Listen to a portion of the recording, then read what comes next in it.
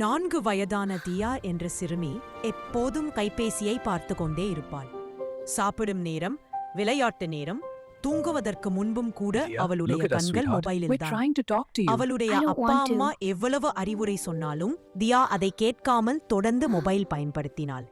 இப்படி அதிக நேரம் மொபைல் பார்த்தால் கவனம் குறையும், கண் பார்வையும் பாதிக்கப்படும் என்று அவர்கள் எச்சரித்தார்கள். நாளடைவில் தியாவுக்கு படிப்பில் கவனம் செலுத்த முடியாமல் போனது. புத்தகம் எடுத்தவுடன் சலிப்பு வந்தது.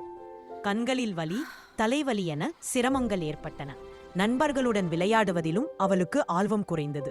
அப்போதுதான் தியாவுக்கு உண்மை புரிந்தது, மொபைலை அதிக நேரம் பயன்படுத்துவது எவ்வளவு ஆபத்தானது என்று. அந்த நாளிலிருந்து தியா மொபைல் பயன்பாட்டை குறைத்தாள். அப்பா அம்மா சொல்வதை கவனமாக கேட்டு நடந்தாள். ஓவியம் என எல்லாவற்றிலும் அவள் ஆர்வம் காட்டினாள்.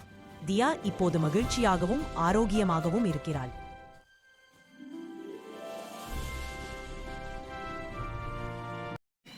இது போல வீடியோ உங்களுக்கு பிடிச்சிருந்துச்சுன்னா ப்ளீஸ் சப்ஸ்கிரைப் பண்ணுங்க.